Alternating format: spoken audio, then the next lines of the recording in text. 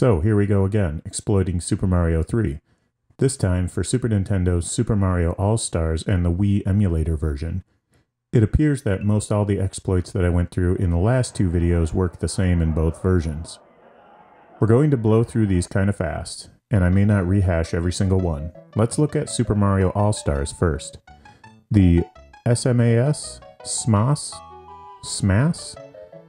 I'm going to go with SMAS. The SMAS version feels slightly different than the proper NES version. The timings are changed slightly and the enemies spawn, respawn, and despawn slightly differently.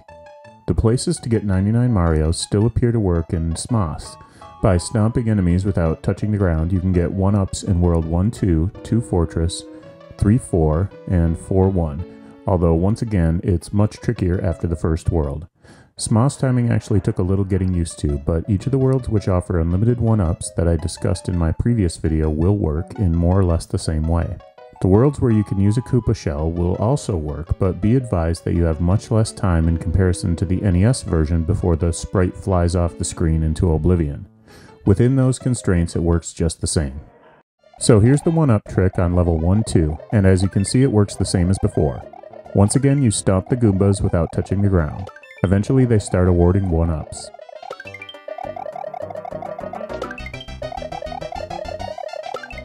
Here's World 2 Fortress. We're going to blow through some of these and I'll just quickly show that they work roughly the same.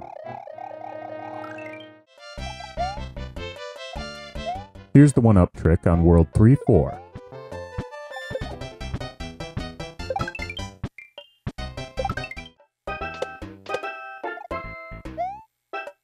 Here's World 3-9, and you'll notice the difference in spawning here if you do this. The enemies despawn in closer proximity to the edge of the screen than they do on NES. Here's the 1-up trick on World 4-1. And again, in 7 Fortress, you can collect an infinite amount of coins by going back and forth between the doors.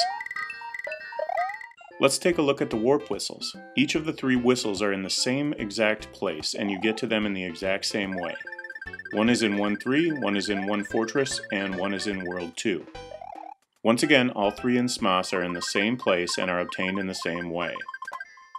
Here's the warp whistle in World 1-3. Here's the warp whistle in 1 Fortress. Here's the warp whistle in World 2.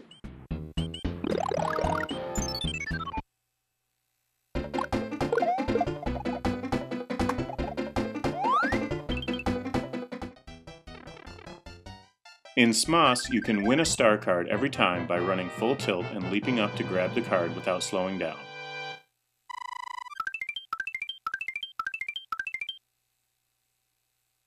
The solutions to the memory game in SMAS are once again identical, and I see no need to show them all again. You get a card game once every 80,000 points, by the way. The secret treasures in regards to the White Mushroom House are once again identical to the NES version. By collecting a certain number of coins in certain stages, you can make the White Mushroom House appear. The first is World 1-4, and the minimum is 44 coins for a P-Wing.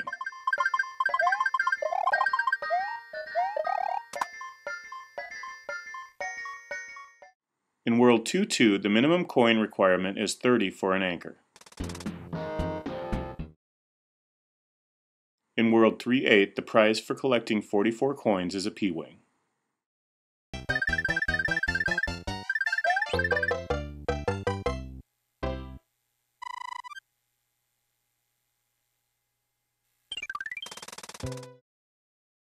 In World 4-2, the minimum is 22. I questioned in an earlier episode if the number of coins was listed correctly, and 22 is indeed the correct number. Collect your anchor. In 5-5, if you collect 28 coins, your prize is a P-Wing.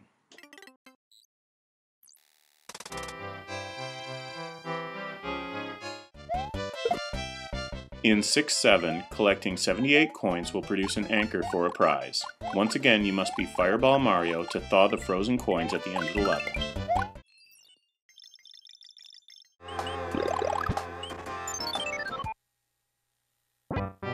To obtain the P-Wing in World 7-2, you must start as Frog Mario and collect a minimum of 46 coins.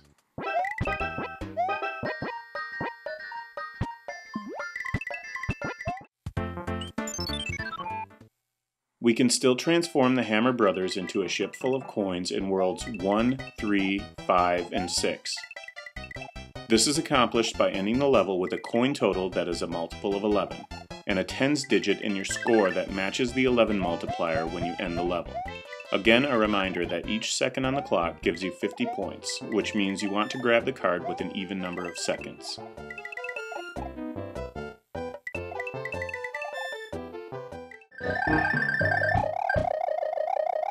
Denying Bowser of his fireballs for the final fight even works the same way. Fly to the right, go up into the second chamber, heading towards the bottom Bowser. When you get close to him, fly up and all the way over to the left. In the chamber you come to, don't trigger the other Bowser to appear. Fly back up and to the right and drop down into Bowser's lair. Now you can fight Bowser sans fireballs.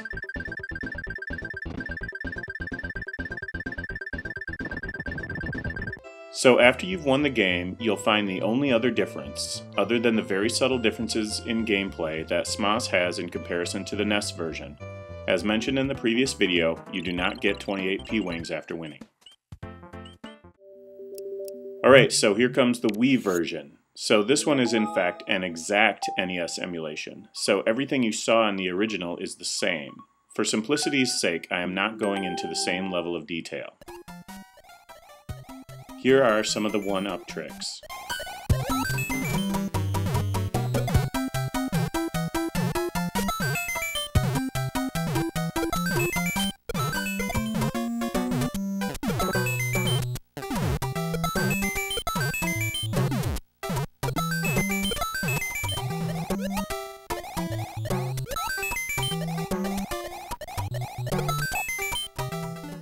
The warp whistles are all obtained in the same way.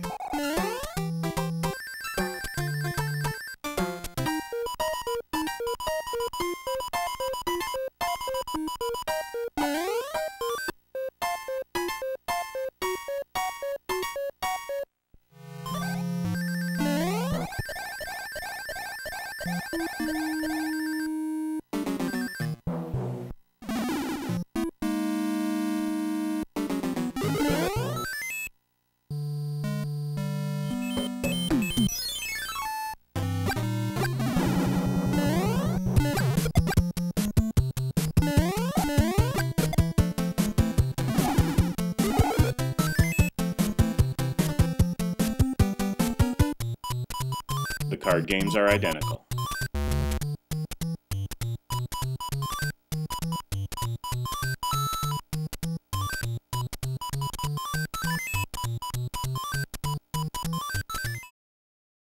The secret treasure rooms are identical. Collect 44 coins in 1/4 for a P-Wing.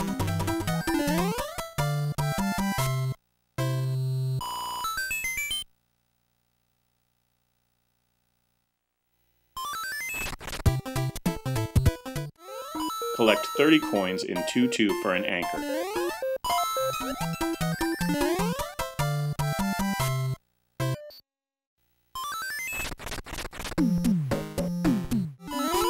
Collect 44 coins in 3/8 for a P-Wing.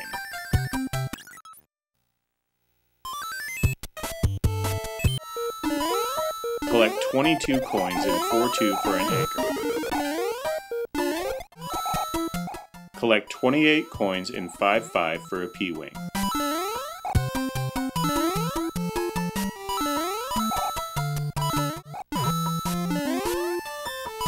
Collect 78 coins in 6/7 for an anchor.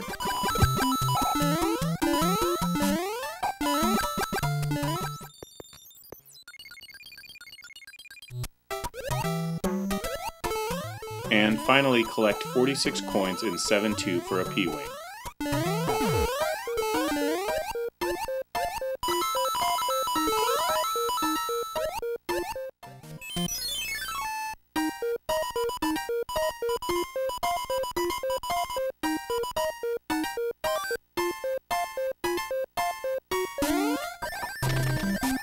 Transform the Hammer Brothers into coin ships using the same technique shown before.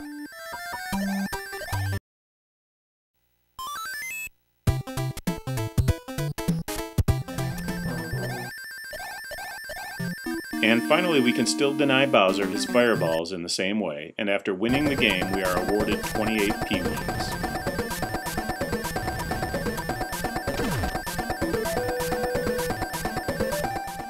Well, there you have it. I have more or less exhaustively explored all known exploits of all variants of Super Mario 3.